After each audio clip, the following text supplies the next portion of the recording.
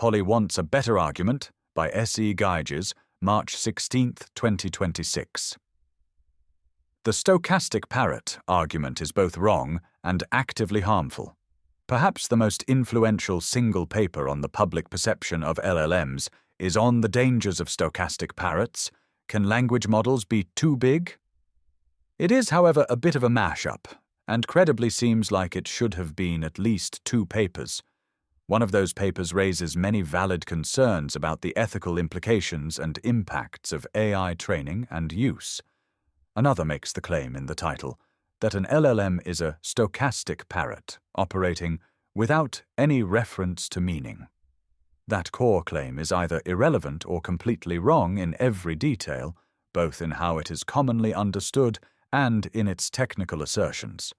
It hamstrings AI ethics as a field, providing a veneer of technical justification for ignoring many problems. If we actually want to address the environmental costs of training, the impact of biases in training data, the impact of AI deployment on marginalized populations, and the concentration of power in large labs, we need a framework that can describe what these systems actually do. Concretely, this has 2 negative impacts. First, anyone repeating the argument to assert that LLMs are never useful discredits themselves with anyone who has access to the internet and enough curiosity to use an LLM for any length of time. Second, asserting that LLMs do not and cannot serve any useful purpose actively prevents addressing the harms they can cause, specifically because they do work. For a trivial example of this, it would not be a problem that students can have an LLM write all of their papers for them if that didn't work. Often it does work. For a more important example of this, we can look to China, where the government is using minority language LLMs to deepen surveillance and control of ethnic minorities, both in China and abroad. Whether you think the US government copying China and trying to use LLMs for mass surveillance is important or not, hinges directly on whether you think that can ever work. It can and does work, and arguing that it cannot and does not is actively harmful to efforts to prevent it from being done. Even if true, the argument is irrelevant. The technical argument in Bender and Koller, 2020, which the stochastic parrots paper cites for its core argument, rests on a specific claim about what meaning is. Bender and Koller define meaning as a relation between natural language expressions and communicative intents, where communicative intents are necessarily about something external to language, Section 3.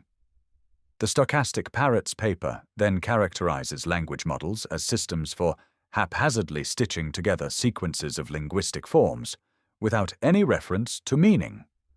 Section 6.1. The core argument is that systems trained only on linguistic form cannot learn meaning, because meaning requires a connection to extra-linguistic reference. Even if we accept this premise, it still does not apply to the systems anyone is talking about today.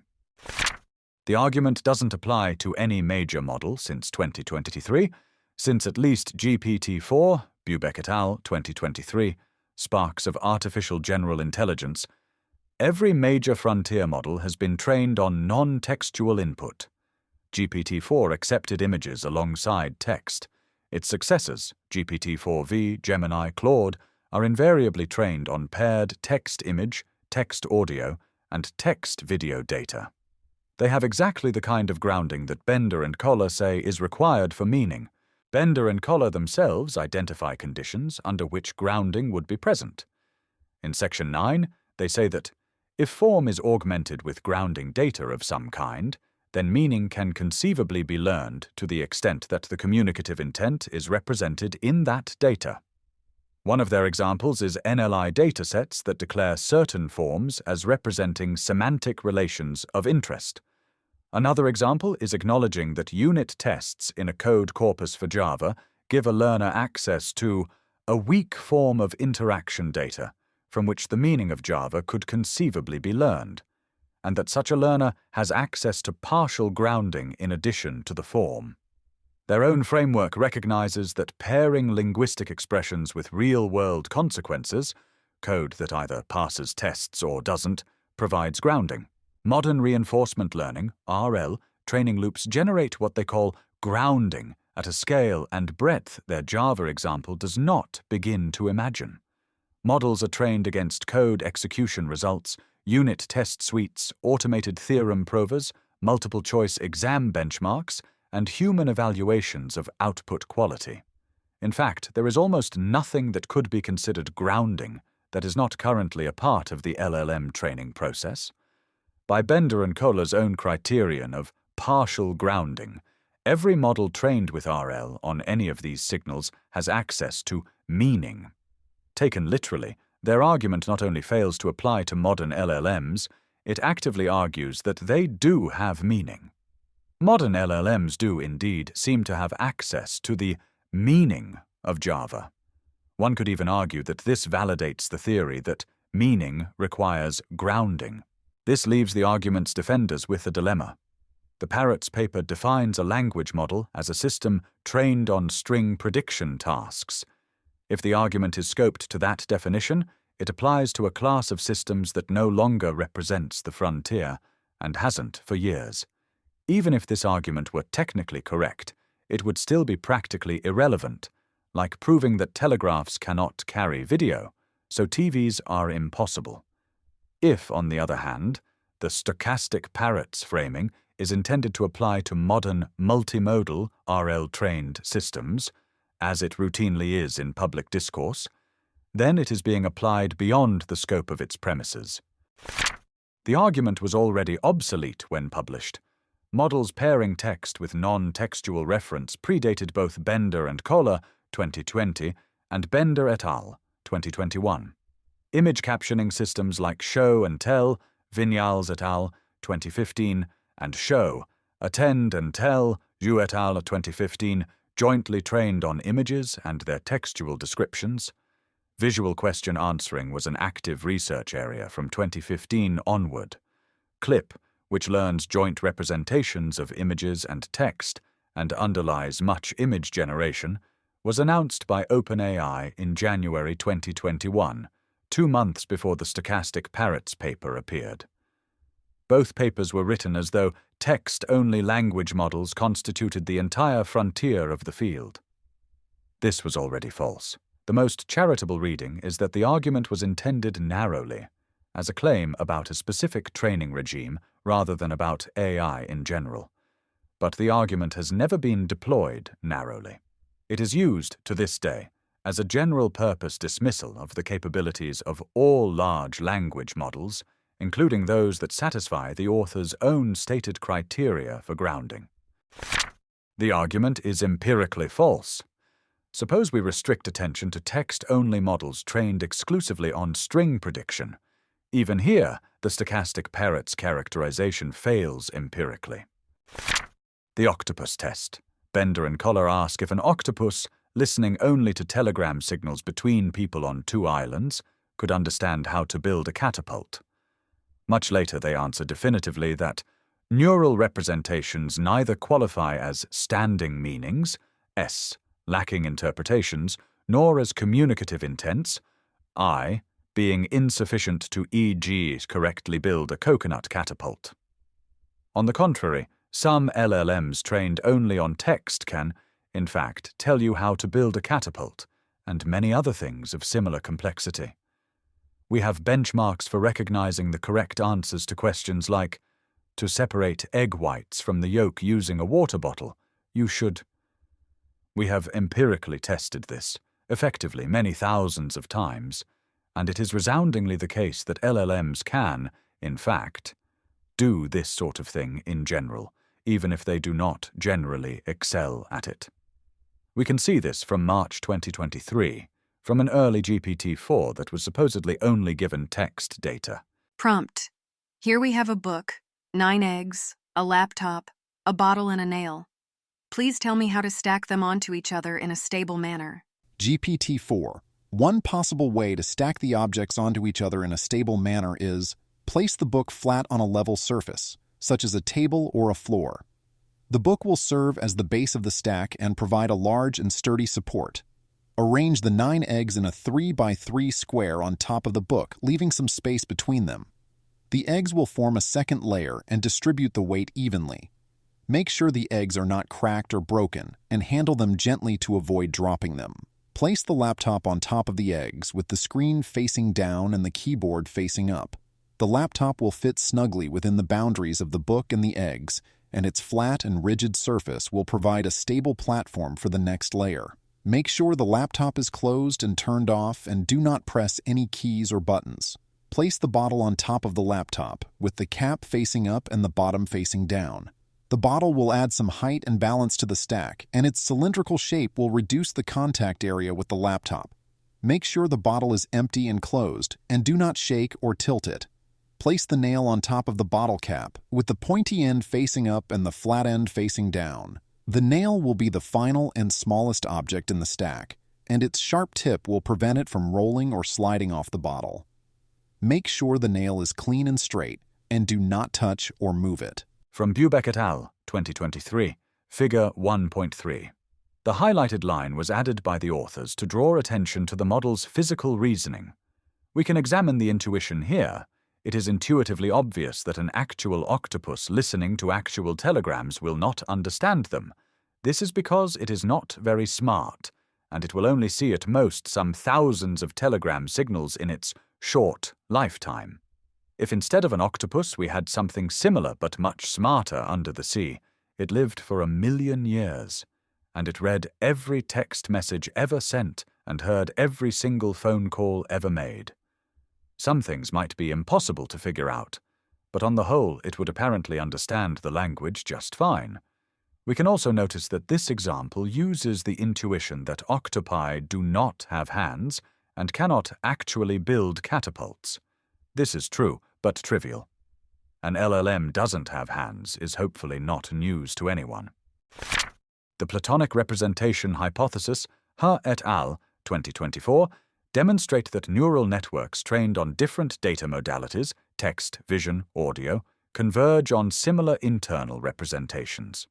Models that have never seen an image develop representational structures that align with those of models trained only on images. This convergence increases with model scale and training data volume.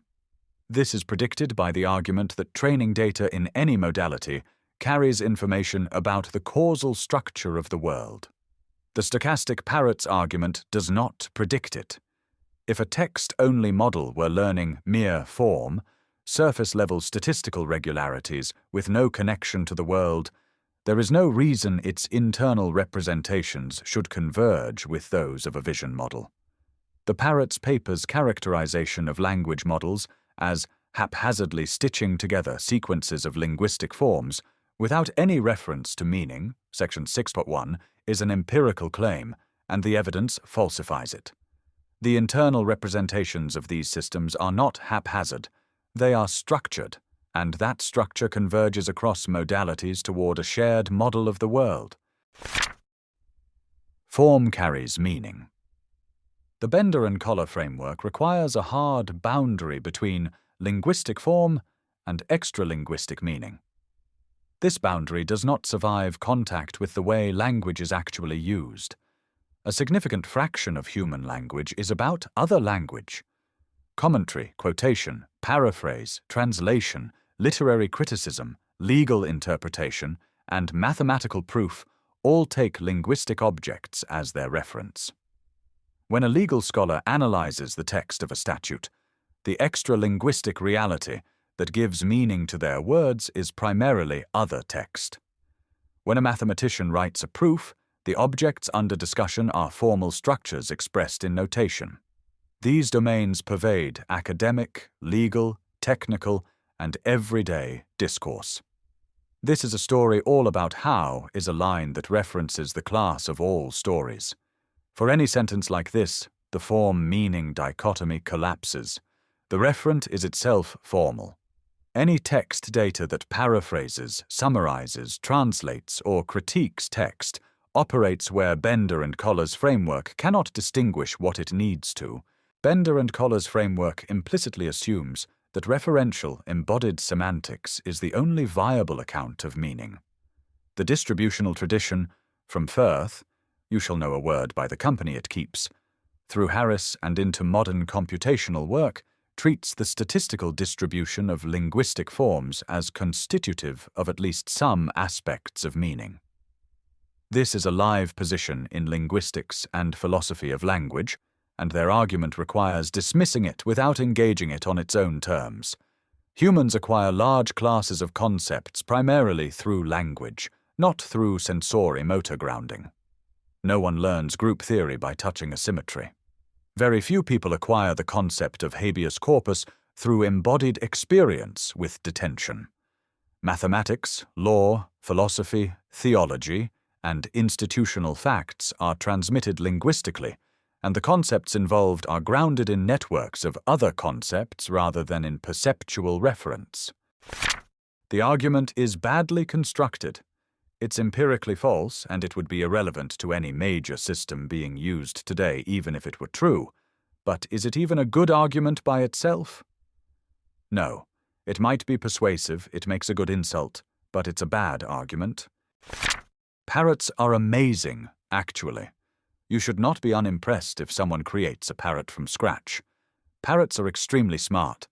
Apart from their well-known talent for mimicry, parrots can manufacture tools, pick 5-step mechanical locks, use composite tools, perform statistical inference, understand same and different as abstract categories, grasp some concept like zero, and delay gratification for a better reward.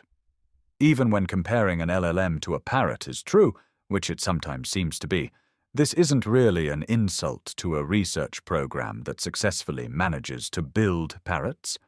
If you'd had your eye on where this was going, this is about as smart as a parrot right now, would have told you that it was going to be writing high school essays soon. The definition of meaning is circular. Set all of the above aside. The argument does not work on its own terms.